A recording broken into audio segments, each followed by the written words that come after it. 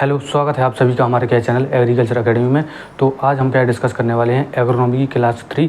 और अगर आप वीडियो को पहली बार क्या देख रहे हैं तो हमारे क्या चैनल को क्या सब्सक्राइब करें, क्योंकि आपको यहाँ पे क्या पूरी एग्रोनॉमी की क्या क्लासेस यहाँ पे क्या मिलने वाली हैं। तो आइए शुरुआत करते हैं अपनी क्या क्लास को। तो आज हम क्या डिस्कस करने वाले हैं एग्रोनॉमी के अंदर क्या है, क्लास के 3 के अंदर धान की क्या फसल क्या डिस्कस करने वाले हैं, धान यानी कि राइस की क्या फसल को।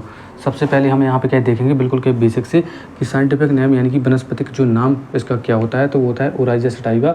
इसका क्या है बॉटनिकल नेम या साइंटिफिक नेम इसका होता है। ठीक है, अगर हम बात करें यहाँ पे क्या है फैमिली की यानी कि कुल, इसका जो कुल होता है वो होता है पोएसी और उसे हम ग्रैमनी भी कहते हैं। ठीक है, अगर हम बात करते हैं इसकी क्या है ओरिजिन प्लेस की यानी कि उत्पत्ति स्थान की, तो इसका जो उत्पत्ति स्थान होता है वो होता है साउथ ईस्ट एशिया यानी कि दक्षिण पूर्वी एशिया। कहीं कहीं इंडो बर्मा रीजन भी क्या लिखा रहता है, तो आपको क्या है दोनों याद रखना है कि साउथ ईस्ट एशिया और इंडो बर्मा रीजन दोनों है। ठीक है, अगर हम बात करते हैं इसमें क्या टेस्ट वेट यानी कि परीक्षण भार क्या होता है, टेस्ट वेट 1000 क्या है दानों का वजन, 1000 क्या है दानों का वजन क्या कहलाता है आपका, क्या है टेस्ट वेट कहलाता है। कितना होता है, सामान्य धान में 25 ग्राम होता है और जो बासमती क्या है धान होती है उसमें कितना होता है 21 ग्राम यहाँ पे क्या है देखने को मिलता है।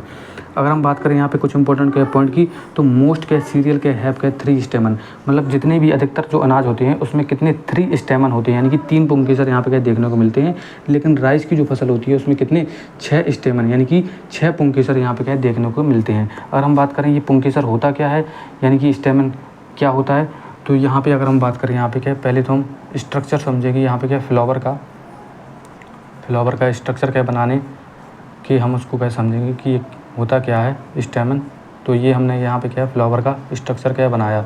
अब यहाँ पे ये जो होता है ये होता है आपका क्या स्टिग्मा, ये क्या होता है आपका स्टिग्मा, ये होता है क्या आपका स्टाइल, ये होता है आपका क्या स्टाइल और ये होता है आपका क्या ओवेरी। और ये तीनों के तीनों क्या कहलाते हैं आपका स्त्री केसर, क्या कहलाते हैं स्त्री केसर यानी कि पिस्टिल, जिसे इंग्लिश में कहते हैं पिस्टिल। ठीक है, पिस्टिल यानी कि स्त्री भाग होते हैं कौन से, स्टिग्मा, स्टाइल और ओवेरी।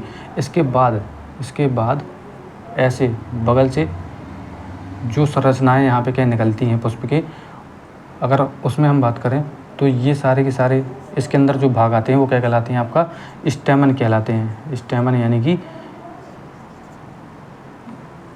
पुंकेसर, स्टेमन यानी कि पुंकेसर। और इसके अंदर क्या क्या होता है, तो यहाँ पे क्या होता है आपका एंथर होता है और ये होता है आपका क्या फिलामेंट, ये क्या होता है फिलामेंट होता है। और ये सारा का सारा भाग क्या कहलाता है आपका क्या पुंकेसर कहलाता है। तो यही कितने होते हैं राइस में क्या 6 देखने को मिलते हैं और बाकी सीरियल्स में कितने होते हैं यहाँ पे, तो 3 देखने को मिलते हैं।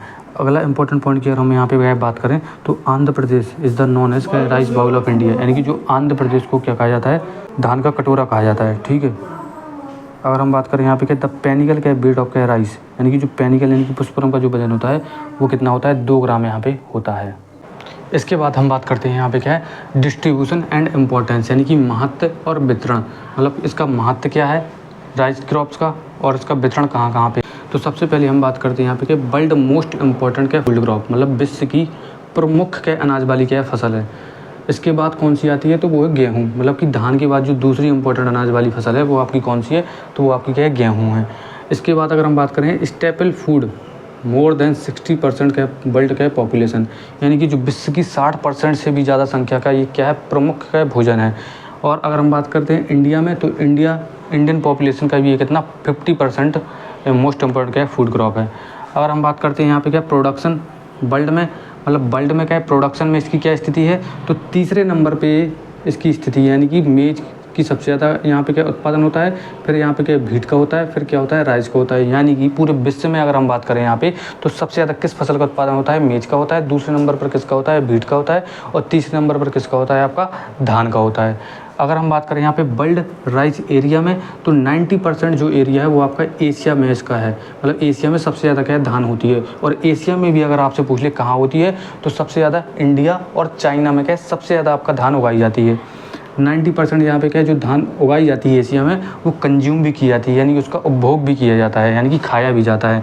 अगर हम बात करें यहाँ पे कि इंडिया में प्रोडक्शन में और एरिया में, तो इसकी क्या है पहली रैंक है, यानी कि धान जो फसल है इंडिया में सबसे ज़्यादा इसका क्या एरिया है और सबसे ज़्यादा इसका क्या है प्रोडक्शन यानी कि उत्पादन भी होता है सब फसलों में। ठीक है, अगर हम बात करें यहाँ पे क्या वर्ल्ड में यानी कि विश्व में इसका प्रोडक्शन सबसे ज़्यादा कहाँ पे होता है, तो सबसे ज़्यादा इसका होता है चाइना में। मतलब चाइना क्या है, पहले रैंक पर है, सबसे पहला स्थान है चाइना का किसमें, प्रोडक्शन है यानी कि उत्पादन में।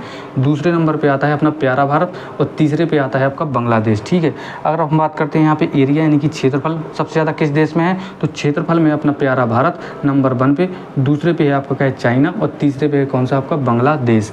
अगर हम बात करते हैं यहाँ पे उत्पादकता यानी कि प्रोडक्टिविटी यानी कि किस देश में सबसे ज़्यादा प्रोडक्टिविटी होती है, यानी कि पर यूनिट लैंड में सबसे ज़्यादा प्रोडक्टिविटी, सबसे ज़्यादा प्रोडक्शन कौन देता है, तो वो है आपका ऑस्ट्रेलिया पहले नंबर पे, दूसरे पे आता है इजिप्ट यानी कि मिस्र और तीसरे पे आता है कौन सा आपका यूएसए यानी कि अमेरिका आता है।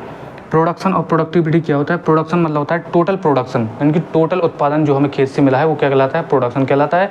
लेकिन जो प्रोडक्टिविटी होता है पर यूनिट लैंड से कितना ज़्यादा से ज़्यादा हम इफिशियंसी के साथ क्या प्रोड्यूस कर पा रहे हैं, वो आपका प्रोडक्टिविटी कहलाता है। जैसे मान लो हमारे क्या यूपी और एमपी में क्या होता है, यहाँ पे जो भूमि है पर हेक्टर के भूमि में धान और क्या का मान लो अगर, तो यहाँ पे क्या है प्रोडक्शन क्या है कम होता है, मतलब मान लो अगर हम तो 25-30 क्विंटल। ठीक है, लेकिन वहीं अगर हम बात करें यहाँ पे क्या है पंजाब हरियाणा में, तो वहाँ पे जो भूमि है वो बहुत ज़्यादा क्या है फर्टाइल है और वहाँ पे जो क्या प्रोडक्शन होता है वो बहुत ज़्यादा हो जाता है, यानी कि लगभग 50-60 क्विंटल प्रति हेक्टर यहाँ पे मिलता है। तो हम कह सकते हैं यहाँ पे कि अपने यहाँ पे जो प्रोडक्टिविटी क्या है कम है और जो पंजाब हरियाणा वाला क्षेत्र है वहाँ पे क्या इसकी प्रोडक्टिविटी क्या ज़्यादा है। ठीक है, अगर हम बात करें यहाँ पे क्या इम्पोर्टर की, तो इम्पोर्टर में यानी कि आयात सबसे ज़्यादा कौन करता है धान का, तो वो है इंडोनेशिया पहले नंबर पे, दूसरे नंबर पे आपका कौन सा फिलीपींस, यानी कि ये धान का क्या है सबसे ज़्यादा क्या करते हैं आयात करते हैं। वहीं अगर हम आगे बात करें यहाँ पे क्या है इंडिया में, अभी हमने देखा था क्या है वर्ल्ड में, इंडिया में अगर हम देखें तो यहाँ पे प्रोडक्शन यानी कि उत्पादन में सबसे आगे कौन है, तेलंगाना है, यूपी है और फिर पश्चिम बंगाल और फिर आपको क्या है पंजाब है। ये आपको क्या है याद रख लेना है। तेलंगाना ने अभी हाल ही में क्या है पश्चिम बंगाल को पीछे करते हुए यहाँ पे क्या है पहली पोजीशन पे आ गया है। यहाँ पे वेरिएशन क्या है देखने को मिल सकते हैं, क्योंकि यहाँ पे क्या डाटा क्या है बदलता रहता है, आपको देख लेना है। जब भी आप एग्ज़ाम देने जाएँ तो उसके पहले ये डाटा आप ज़रूर देख कर जाएँ कि कौन सा स्टेट किस पोजीशन पर है, क्योंकि हर साल ये क्या है डाटा नया चेंज होता रहता है।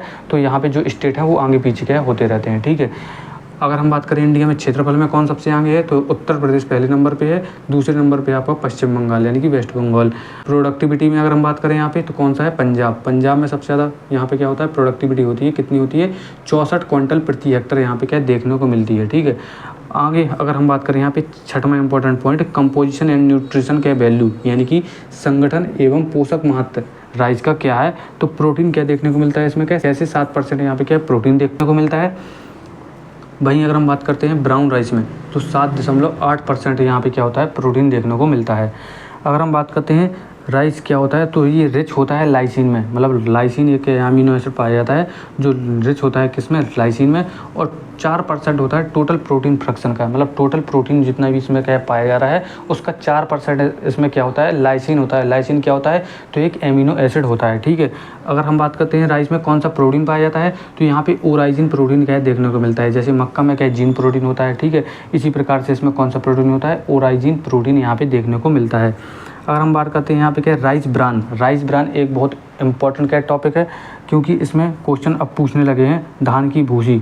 तो राइस ब्रान होता क्या है, यह एक क्या पतली भूरी क्या परत होती है, कैसी, थिन ब्राउन न्यूट्रिएंट रिच, पोषक तत्व से भरपूर क्या होती है, एलुरोन लेयर होती है, जो किसके साथ, एंडोस्पर्म यानी कि जो बीज होता है धान का बीज होता है, यानी कि जो धान का उस एंडोस्पर्म के साथ ही क्या होता है भूसी के समान एक पतली सी क्या परत क्या अटैच होती है।